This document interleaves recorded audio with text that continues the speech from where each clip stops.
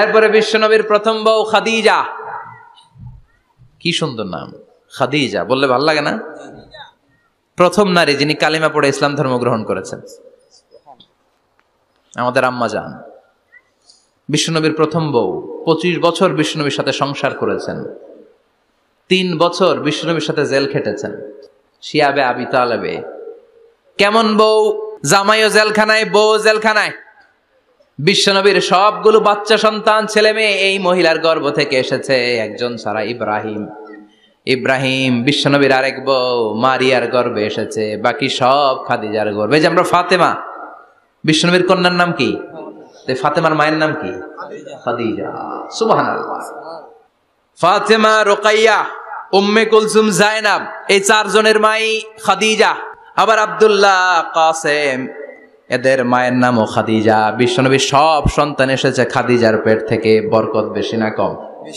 বিশ্বনবী ভয় পেলে খাদিজার কাছে গেলে ভয় কেটে যেত, সাহস যোগাতেন, শেল্টার দিতেন, ছাতার মতো মাথার উপরে দাঁড়িয়ে থাকতেন। আল্লাহু আকবার। বিশ্বনবী বলতেন, রুজিক তো হুব্বাহা, খাদিজার ভালোবাসা আমার অন্তরে আল্লাহ রিজিক হিসেবে দিয়েছে। আবার বিশ্বনবী বলতেন, আল্লাহ যেই কিয়ামতের দিন বন্ধু বন্ধুরে চিনবে না, ভাই ভাইরে চিনবে না, কেউ কাউরে চিনবে না, ওই কঠিন দিনে আমি আমার খাদিজারে যেন ভুলে না যাই, আমার খাদিজারে যেন দেখা মাত্রই চিনতে পারি এটা আমার খাদিজা।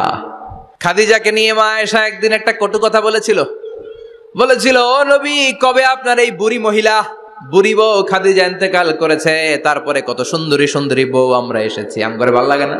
খালি বুড়ির কথা কন কেন? খালি ওই বুড়ির কথা স্মরণ করেন। আমরা আছি, আমাদের দিকে তাকান, আমরা কত সুন্দরী, আমরা কত ভালো। বিশ্বনবী রেগে গেলেন, মা আয়েশাকে এইভাবে ধরলেন। জীবনে কোনোদিন কোন স্ত্রীর গায়ে হাত তোলে নাই, শুধু ওই দিন মা আয়েশাকে এইভাবে ধরেছিলেন আর বলেছিলেন, আয়েশা খবরদার, জীবনে এই কথা বলবা না। আমার খাদিজা আমার বিপদের দিনের সঙ্গিনী, তোমরা আমার সুখের দিনের সঙ্গিনী। তোমরা কেউ আমার সাথে জেল খাটো নাই, খাদিজা আমার সাথে জেল খেটেছে 3 বছর। কয় বছর? 3 বছর। কি মহিলা ছিল! বিশ্বনবীকে সবসময় আগলে রেখেছে, শেল্টার দিয়েছে, প্রতিভক্ত ছিল। খাবার নিয়ে বিশ্বনবীর জন্য এদিক সেদিক যেতেন, বিশ্বনবী না আসলে খেতেন না। বিশ্বনবীকে কলিজার চাইতো বেশি ভালোবাসতো, পতি যা বলবে তাই শুনতো।